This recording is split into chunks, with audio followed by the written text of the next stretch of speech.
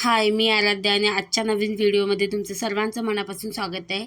इथे आम्ही बस स्टँडवर बसचा वेट करत होतो कारण आम्हाला जायचं होतं स्टेशनला. कुठे जातो तू फिरायला? कोणासोबत कोणासोबत जाते तू? देवबाप्पा केला तू फिरायला आलीस ती? हां, फिरायला आवडतं तुला? गाडी कुठे आहे? त्यानंतर जाऊन पोहोचलो आम्ही शनिवार बाजारात आणि इथे सुक्या मच्छीचा बाजार भरतो. स्टार्टिंग टू एंडपर्यंत तुम्हाला सुकी मच्छीच दिसेल इथे सगळीकडेच. आणि मी या बाजारात पहिल्यांदाच आली आहे आणि हा बाजार या विरार स्टेशनच्या बाजूलाच एकदम साईडलाच आहे. आणि आज माझी समर्था पण आलेली, तिला घेऊन येत नव्हतो कारण आता गरमी पण वाढली आहे, ऊन पण लागते, तरी पण ऐकायलाच तयार नाही. आणि येताना कॅब पण तिची आणली नव्हती. त्याच्यानंतर एवढा मोठं मार्केट मी तर पहिल्यांदाच बघितलं आहे. गावी एवढं मी बघितलं नव्हतं, फक्त इथे सुकी मच्छीच दिसते.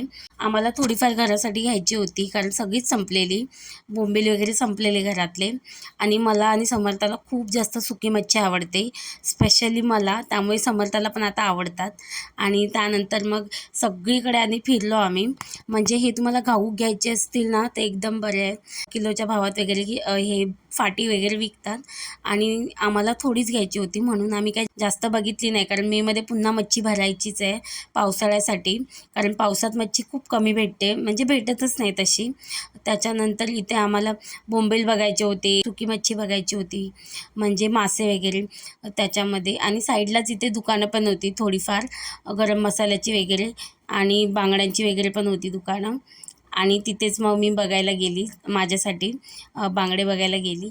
पण मला काही जास्त आवडले नाही कारण ते साईजने मोठे पण होते आणि समर्थाच्या साईजचे होते छोटे छोटे, पण ती आता काय एवढं घालत नाही जास्त.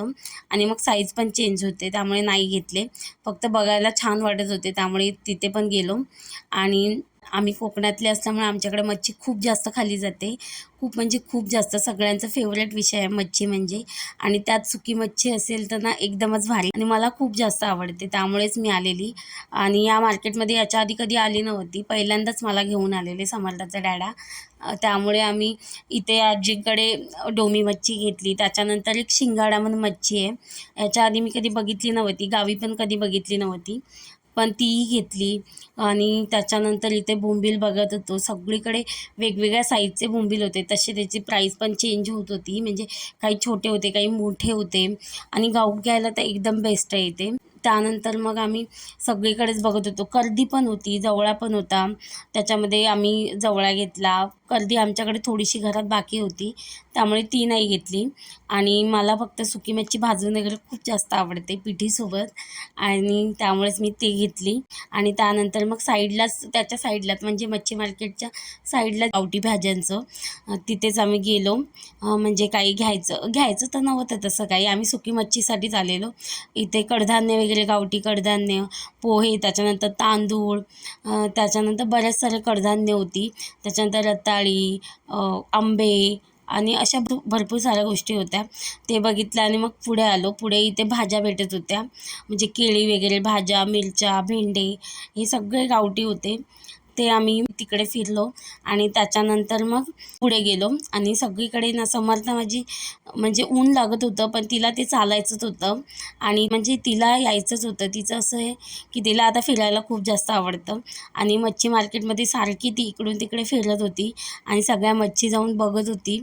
आम्ही लवकर आलो त्यामुळे गर्दी थोडी कमी होती.